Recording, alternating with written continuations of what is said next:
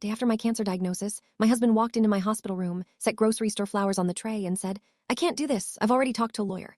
He slid a folder across the blanket, 30 days to respond. I smiled. Because the nurse changing my IV had been recording him for 3 weeks. Let me back up. Daniel was charming.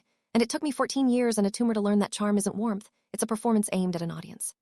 At home, with the audience gone, Daniel did the math on every relationship and withdrew the second the returns dropped. I was diagnosed in October. Stage 2, Treble. I called him crying from the parking lot and he said, "Let's not catastrophize. Let me know what the schedule looks like." Like I told him about a plumbing problem, he didn't come to my surgery. My sister sat in the waiting room 9 hours. When I woke up, Daniel had texted a thumbs up emoji. He slept in the guest room, so he wouldn't disturb my rest, and I'd hear him on the phone late at night, warm and easy. That warmth never aimed at me anymore. Then a nurse named Rosa sat down beside me during an infusion. 31 years on the job.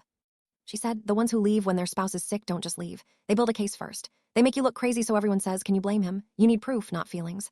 I didn't understand. Rosa did. She'd seen it before.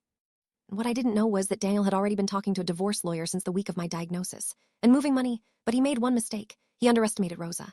Every time Daniel came to an appointment, Rosa's phone was in her scrub pocket, recording. For 3 weeks, and Daniel, believing I was too weak to fight, said things out loud. Then, the day after a scan showed the chemo was working, he walked in with those flowers and the folder and told me I wasn't in a position to fight.